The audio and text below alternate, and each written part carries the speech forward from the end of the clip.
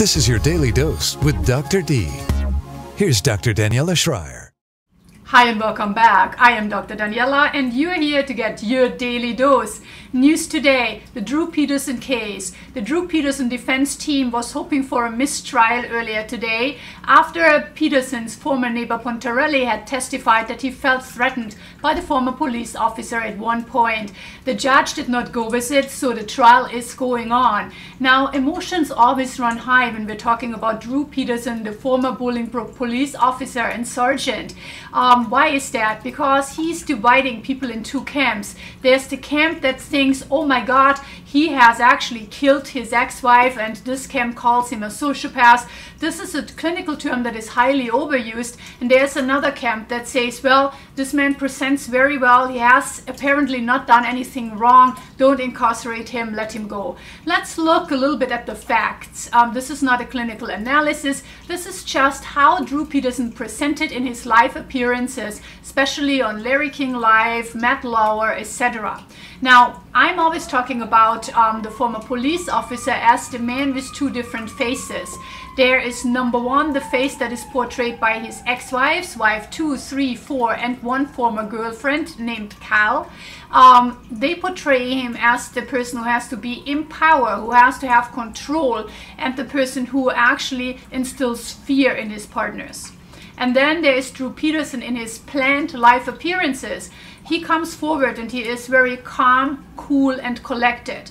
Many people get upset because he does not display a lot of emotion, but he counteracts and says, well, I'm a former police officer. This is what I'm trained to do. Many people get upset also because they feel that he is joking or using sarcasm at many times when he speaks to the media. And he says again, well, that's in the realm of my profession. I slightly have to agree with him on that one because, for example, if you work in corrections or you work with police or firefighters in the ER, in the medical field or the psychiatric or psychological field, I think there's a different way of dealing with the daily massive stresses that are coming up. But now, it's not how Drew Peterson presented. That means that he was cool, calm, and collected and well-spoken and respectful towards the interviewer and his lawyer, but it's kind of what he said. Drew Peterson did not accept in any of these live interviews any responsibility. When he was told that his ex-wives or girlfriends basically made all these reports or allegations about him, that he would be abusive, that he would be so jealous, and that they were scared of him, he just came forward and said that all of these women, including a neighbor woman, were emotionally unstable and emotionally disturbed. He also came forward after reports said his stepbrother was kind of concerned that his stepbrother is unstable, he's on drugs, etc. So everybody but Drew Peterson is having problems.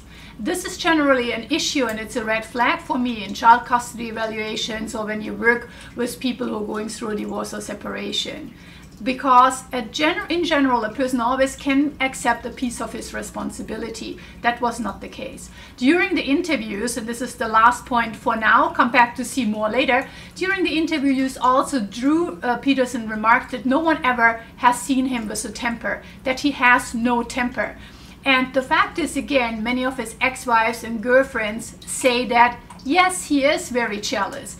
In situations of stress, people react differently. And we as a public saw him react differently. That was an unplanned action for sure. We saw him numerous times storming out of his house and actually threatening the people from the press. He walked towards them, talked in their face, and he said, yes, this is what it was because I was anxious. But we could interpret that also very different. He was stressed, and under a stressful situation, we generally revert back to our normal coping mechanism. And there was definitely aggression there and threatening other people.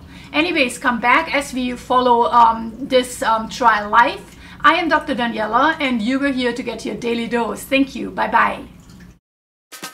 This has been your Daily Dose with Dr. D. For more, go to dr-daniela.com. That's dr-daniela.com.